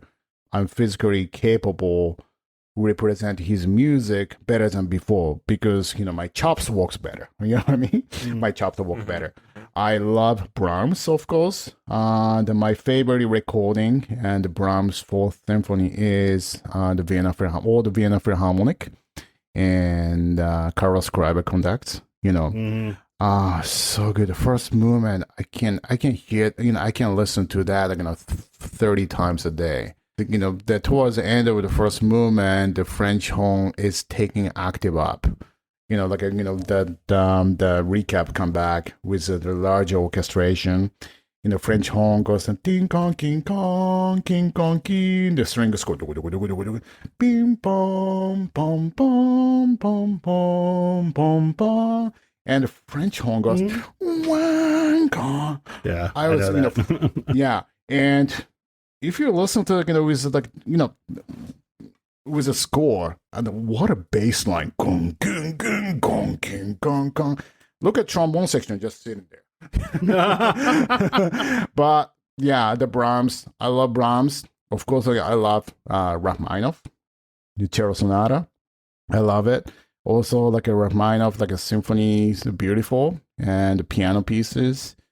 Of course, I love Verdi opera, not an aria one. Yeah, I don't like an aria one. Like a later one is just so good. Otero. Falstaff. Yeah, and the Puccini, just a simple melody. Yeah. Some of those Otello licks, like that, we sweat those excerpts, but then you play in the orchestra, and it's just like that big chromatic scale is just like unison. Yeah, exactly. Or in the dun da da da da da da da da da da da da da, just like the whole orchestra's playing. It's like exactly.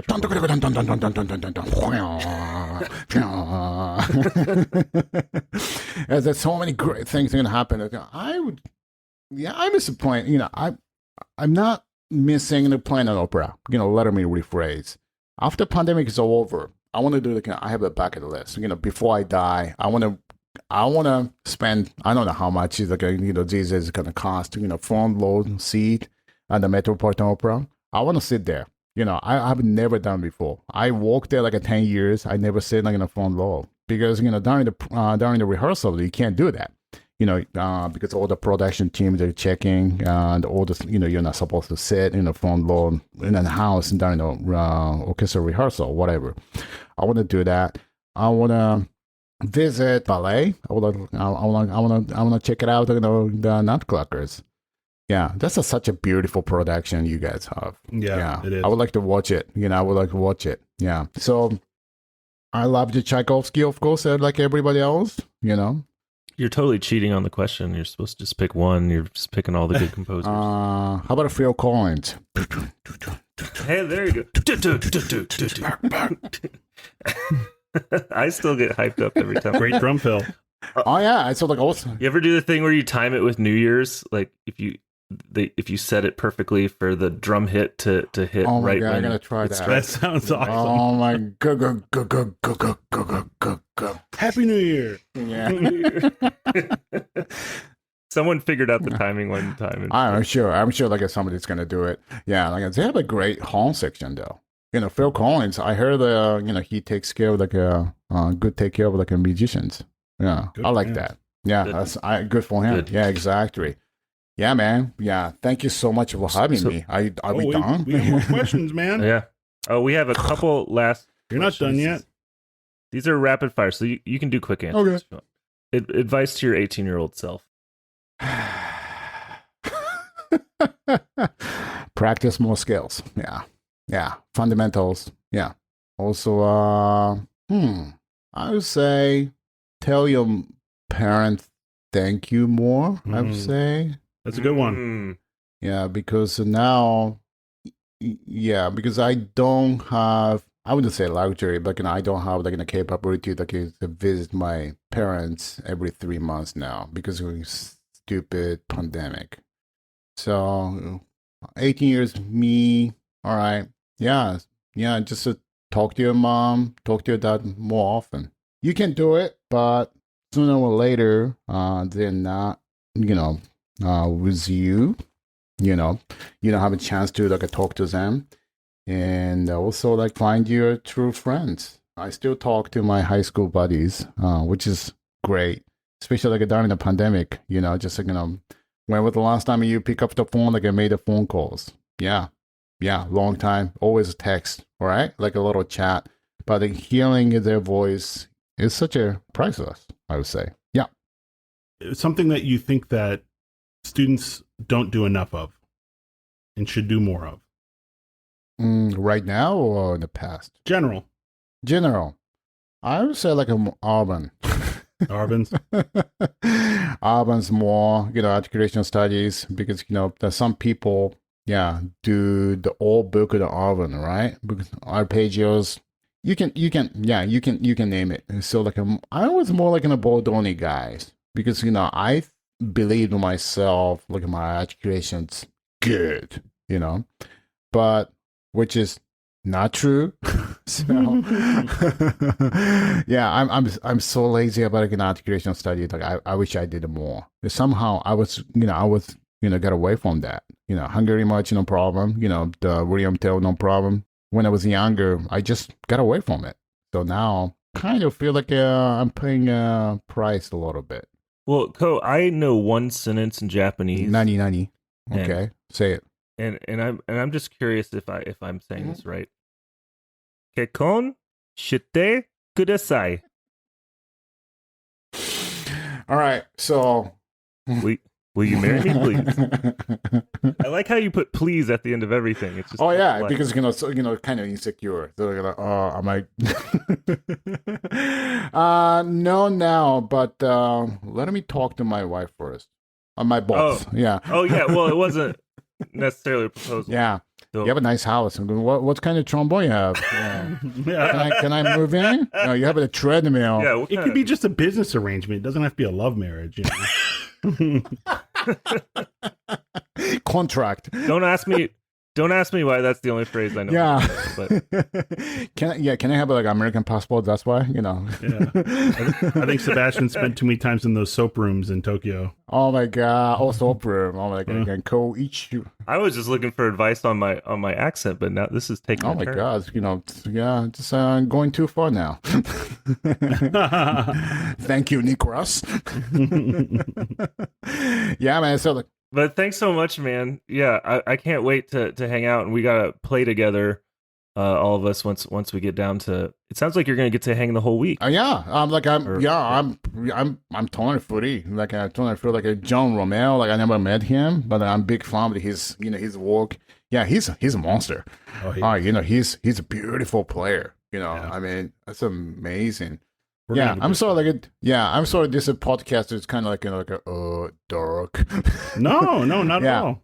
No, it's honest. Yeah. Well, because like I said, if you believe you're having problems, the child problems, and just I don't know, it's anxiety problems. Yeah, just talk to people. I did not have any anxiety problems until I have the child problems. You know what I mean? So I still have to deal with it. I still get to just once a while just kind of depressed. I get scared, but now actually like this front pandemic, I would just say help, but I had more time to look at myself. Yeah. So hopefully, like the next time I perform in front of people, I don't suck. You know what I mean? So I have a lot of confidence you'll do just fine. Oh, come on, man. So yeah, just everything. Yeah, everything. I try to tell myself every day, every single day. Like what Mick Marquet said, one note at a time. So Great. I just said yeah. I said, which is true though. Like one note at a time, you finish it completely with a beautiful quality sound. Then you can move the slide. Then you don't have to worry about like a slide technique anymore because you are tasting, smelling, and feeling every single note. I think that's very, very important. Also, like I've been telling my students, sometimes they get lost, they get so depressed, one day at a time. And my favorite bartender said, like, one drink at a time. That's true though, because I mean, like that's what just like the drinks that were consistent. We paying for it. Also, Mr. Marquet, he gave me great advice. I didn't ask him, to give me advice. He was just talking. I was just falling in love, just listening to his voice. Seriously. I was having a problem, like, coming in a soft entrance, especially like a higher register, mid-high register. For example, planets. Boom, beam, boom, boom. But that's one I get scared to death. The Neptune? I think it's Neptune. Yeah, it's a beautiful choral. If you're playing a principal trombone, you have to deal with it all the time. You soft, E natural, soft, E flat, whatever, D sharp. The one time, like, Mick Marquet, like Mr. Marquet, he told me that, like, okay, Ko, yeah, fake calm is better than real panic. I was like, what the hell? Whoa, I love that. And I was like, what the hell is he talking about? I don't get it. Just like, just the next time I pick up the horns, oh my God, I'm playing for fake calm. It worked. I'm doing it every time. Every time I play like or a scary entrance, I do like a fake calm is better than real panic. I'm using that. It works. Yeah. So like I can breathe better. Yeah. I don't have to do the stupid ambusher setup before. The fake calm. I just do the fake imagination. Camera is right here, so you have to look like keep the poker face. I'm trying to do. Also, he said, average time of the breathing for the trombone player. Average time is 2 seconds. I was like, 2 seconds? Really? I was like, we both breathe. We just inhaled. Actually, it works too. Yeah, don't rush. Take big breaths all the time. Yeah. Anyway, sorry about like a long. I've been talking. No, a lot. that's great. Great little gems there. No, it's great. It's so. All this opera talk, I'm thinking it would be great to do like an opera section class at the. Oh yeah, let's do it. Experience. I have a whole. Yeah, I have a whole set of the ring cycle part. Also, I do have. Oh, Paul's gonna be so pissed because do you know who has original Roger Smith's bass trumpet in C part? You have it? Yes. Nice. Yeah, they gave it to me.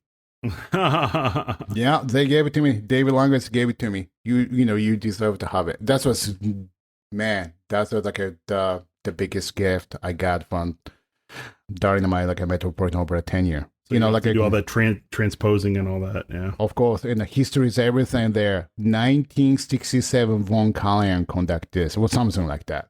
Yeah, Roger Smith played that part, and David Longwitz used that part. And so Paul only get to use that copy part. Yeah, I've seen it. It's yeah, he holds it very close to his heart. Yeah, I have original. Yeah, next time I show you. Yeah. Awesome.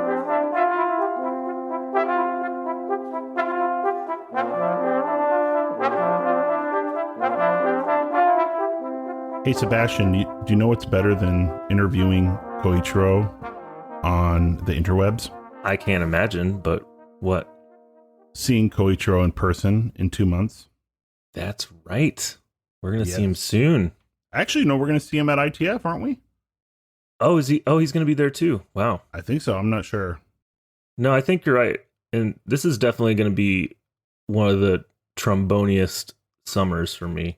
I'm usually, our retreat is like trombone enough for me. I usually don't go to these festivals. Not that I have anything against them, but it's just, not always my thing. But I'm actually kind of excited to do all this summer. So you've heard of Hot Girl Summer. Don't sleep on Trombone Summer. Trombone summer. Is that our new hashtag? Or hot trombone summer? Hot Trombone Summer. That's good. That could work. And so everyone just submit photos to us of like your trombone out in the sun or just looking really sexy in a photo, and we'll share it on our Instagram stories. Or maybe just blowing tones into the woods. That sounds a little Awesome. lonely. Great talk. No. Yeah, it was cool talking to him. I don't think we've ever hung out in person, so it's gonna be great. He was at our online trombone retreat last summer, and honestly, I was blown away. He talks a lot about, he talks down on himself a little bit about certain issues he has with his playing, but man, I heard nothing of the sort when I heard him play and hearing his warm-ups. He was just so on top of everything, super in shape, and such a good teacher, and could play anything on the horn. It was just one of the more solid players I've ever heard, honestly. Yeah, kid can play. I mean, what more can you say about it? He sounds awesome. No, I'm happy that I guess he's mentioned to me that he's had some chop stuff in the past and that he's still kind of struggling with it currently. I mean, not as much as he was in his worst point, it sounds like. But I'm always glad when people open up about personal problems like that, because I think it shows to, people that are up and coming, trying to overcome their own problems, that, hey, there's people that you look up to that have dealt with the same things as you have. Maybe not exactly the same, but, they've dealt with problems. It's not just all been gravy for them. I think it's not, maybe not universal, but it's probably more common than people might think. And so it was good of him to really go down that road. I appreciate that. Yeah, what's always more impressive to me is not someone that just achieved all these things and never had any struggles, or was just everything was always great.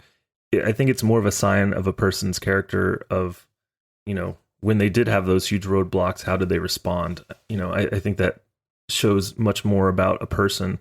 And, people that listen to the podcast regularly, I mean, every person we talk to has had some road bump at some point. Yeah. And what made these people special is like they didn't let that define them, and the passion for music kept them going. And I think some of the most inspiring people to me and some of the most successful people I've ever seen are when things don't go well, they get excited, they smile, they see it as a profound learning opportunity. Much better than even being successful sometimes is getting some clear dose of reality, but how you respond from it, says so much. Yeah, it's it's interesting. I've talked to Colin about his injuries. We did as well, obviously, on the previous podcast. And now talking to Ko, and there's other people, I won't mention them because I certainly don't want to make their struggle public unless they want to go there themselves. But there's many people I've talked to that have had similar issues. I've talked to my friends and stuff like that. I haven't been super public about it, but right after I won the ballet, I started having this issue with my own playing where if I was really practicing, working hard, the whole left side of my face would go numb when I played.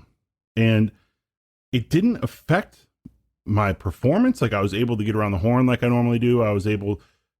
It didn't seem to be coming through the bell, but it was really concerning. Of course, I started thinking, do I have Bell's palsy or something like that? And, that was cleared up pretty quickly that no, I don't have that. And I started seeing massage therapists, and I started seeing physical therapy, and then I saw a neurologist and all this stuff. And then I heard about this doctor in Baltimore that Ko mentioned when we talked to Dr. Schulman. I think that's his name. Oh, I hope I get that right. And the ballet was playing at Kennedy Center, and so that Washington D.C. to Baltimore is not very far. So I scheduled an appointment. It's only about an hour to Baltimore. And I went between a rehearsal and a show, and he knew what I was coming in for, so he cleared some time for me. And what was interesting about that, by the way, is that he told me to bring my instrument, and that was when I was like, oh, this guy is different, because all the other doctors didn't even think about that. And he wanted to make sure that it didn't have something to do with my posture or anything like this. But long story long, at this point, it turned out to be TMJ problems. And when I was playing a lot, I was engaging my jaw and, all the muscles that control the embouchure. And can you say what TMJ stands for?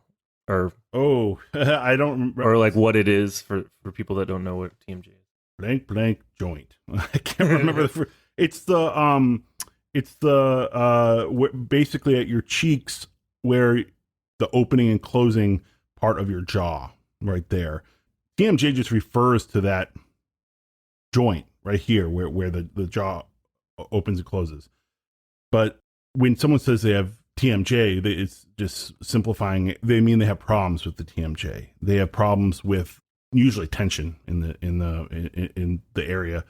And temporomandibular joint. There we go. Thank you. I should know that since I struggle with it. I still struggle with it, by the way. But mine, I think I clench my jaw when I sleep, and I subconsciously clench my jaw just walking around. And so it was a mixture of exercises that he gave me and being conscious of when I'm clenching my jaw to try to release it. But even still, like during the winter, almost every year, I have to take off a couple shows because my face starts going numb again. And the only way to reset it is to take some time off, do the massages, go see a massage therapist, and really try to release it. But, I'm lucky in the sense that even though I've struggled with this, it didn't really affect my playing, but it's really disconcerting when your face is numb while you're playing. I can't imagine. And so, I started thinking like, okay, is this it? Like, am I going to wake up one day and suddenly not be able to play?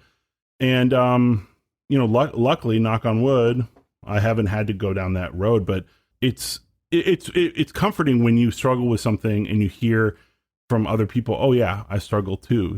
Even though my struggle isn't nearly as bad as Ko-ichiro's or Colin's, it's still a struggle, and it's nice to hear people be open. Scary. Yeah, very scary. So that's my story.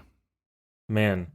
And yeah, well, I'm glad that's helped you so much. And I know some people have reached out to you that have gone through similar issues, and you've been able to help a lot of people. So that's really, really cool and turning into a positive. Yeah, it's funny. I've told some of my friends, and they've met people and like teaching master classes that say, hey, do you have anything for jaw pain? And they're like, you should call Nick Schwartz. And so I've gotten random that sounds calls. Like you're a drug dealer. Yeah.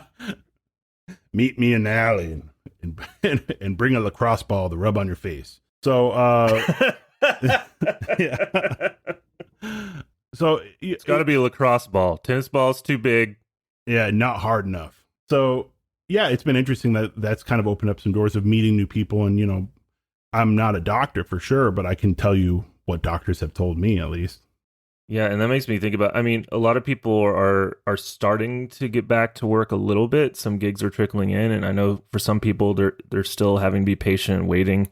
And all I can say is just hang in there. I think things are trending up.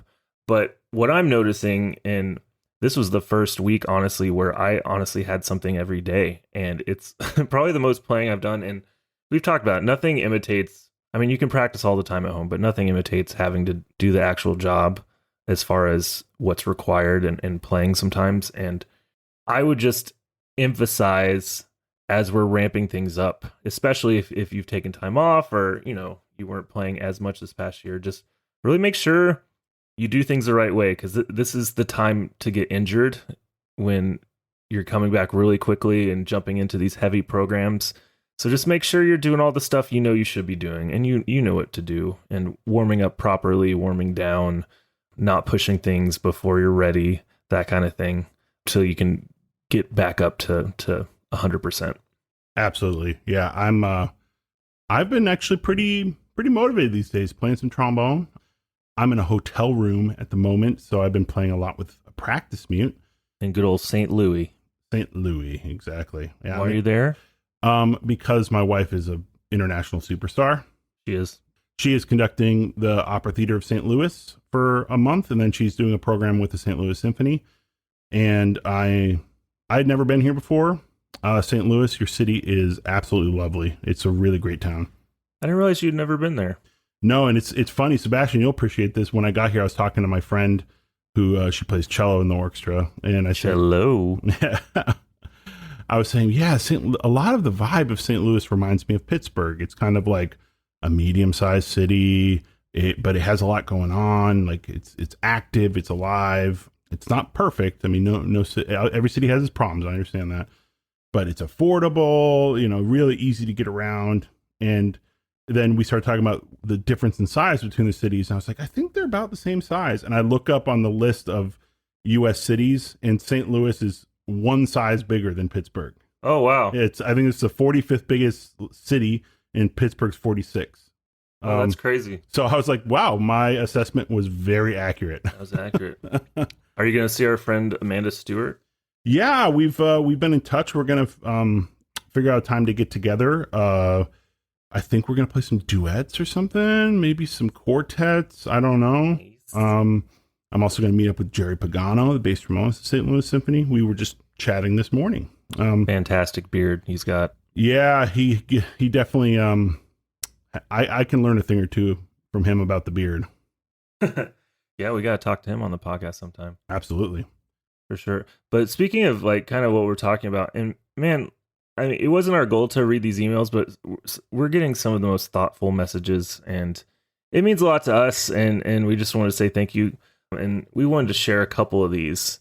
This first one, I'm not going to mention his name but he wrote, "Hi, John and Nick. I just finished listening to every episode of the podcast, and I wanted to say thank you for putting it out in the world. I've been really struggling with my mental game for years, since about halfway through my DMA. And after listening through all of your interviews, I feel like I'm out of my rut and ready to work positively and with focus again. Hearing the stories of your guests and your own perspectives has helped me feel less alone and helped me think through in a positive way my goals for the future and how I want to fit in the trombone community. Thank you so much." Wow. Yeah. Who knew trombone players could write such eloquent emails, right? I know, right? Like complete sentences. It's definitely not any of my college students.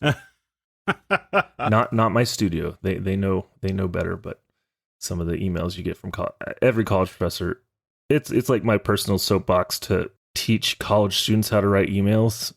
It's not a text message. Yeah. Okay, don't get me started. I think we've talked about that before. Yeah. And actually one other one, we have a success story. This one from our friend Jonathan Kraft. "Hi, Nick and Sebastian. I want to thank you guys again for your amazing podcast. Thank you. A few weeks after I sent this first email, I won the audition with the U.S. Army Ceremonial Band during the pandemic. I cannot tell you how much your podcast kept me motivated and juiced up for that audition. Without being at school in person, there was a huge void in my trombone life. And if it weren't for the Trombone Retreat podcast, I honestly don't think I would have won the spot. Every time you guys talk about your students just coming out of school feeling sort of lost, it felt like you guys were speaking directly to me. It's crazy how everything came together, and I just wanted to let you both know how much your podcast meant and still means to me. I have a lot of episodes to catch up on after basic training, so thanks for that too. I hope to meet both of you someday in the future." That definitely deserves an air horn, winning a job. That's fantastic.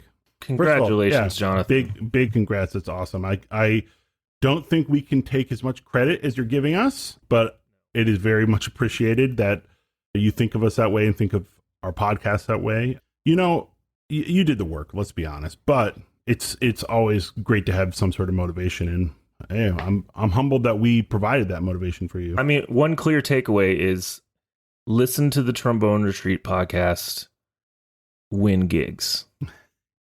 Yeah, exactly. It's really A to B, direct correlation. Jonathan, we couldn't be more excited for you. And yeah, definitely we gotta meet up sometime in the future. Good luck. I replied to your email, and you're gonna be working with one of my best friends who plays principal in the Pittsburgh Opera, but is also in the Army Ceremonial Band with you on horn. And it sounds like that job's interesting because I mean you're playing, mainly funerals and ceremonies like foreign dignitaries, heads of state showing up. And I remember talking to a friend at one point about like, I was just imagining, you're playing funerals all the time. And I'm like, I imagine that takes some sort of, emotional toll at some point, or does it feel monotonous? And he had such a thoughtful answer. And he was like, I don't feel that way at all, actually, because I'm making one of the most important days in someone's life and in their family's life special and beautiful and meaningful. I mean, yeah, of course, it's important. It's definitely grim a lot of the time, but I think having that perspective on like, it's an honor to do so. And it's a very unique experience. I mean, what you're doing, even in the music world, I mean, who can relate to that experience of being able to do that for important people? I have a friend who does a similar job in the Army band, basically the same position. And I think this is Army band. Yeah, this is Army band. Oh, I thought you said Air Force. I'm sorry. So I have a friend who does that same job but on trumpet. And he said, this might be good advice for you when you get into this. The number one thing to worry about in the moment after you play, you have to stand around. You have to stand there while the funeral continues and wraps up, is to not pass out. Because, especially in the summer, you're wearing these really hot polyester or wool uniforms. Don't lock those knees. Don't lock your knees. And he says that sometimes you'll see someone kind of wobbling and oh no, and you like you can't talk really, but they'll start whispering, "Come on, pull it together. You got this. You got this." And the reason is, if you pass out, even if it's from locking your knees or a little bit of dehydration or something like that, you have to go to medical for the rest of the day. And because most of the time in those situations you pass out, you just need a cup of cold water and to lay down for a little bit. But you have like the rest of your day, you're in a hospital. So hey, don't pass out at parade rest, okay?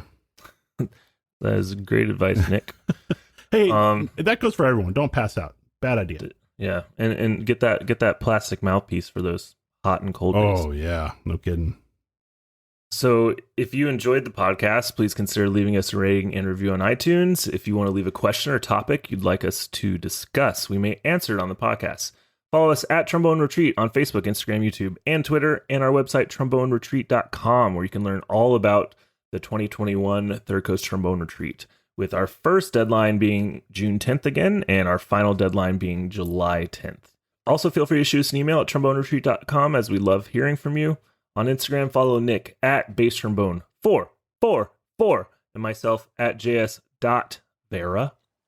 And as always, never forget when the times they get hard. Grab some Dunkaroos. And put on some SPF 30. And make sure to retreat yourself.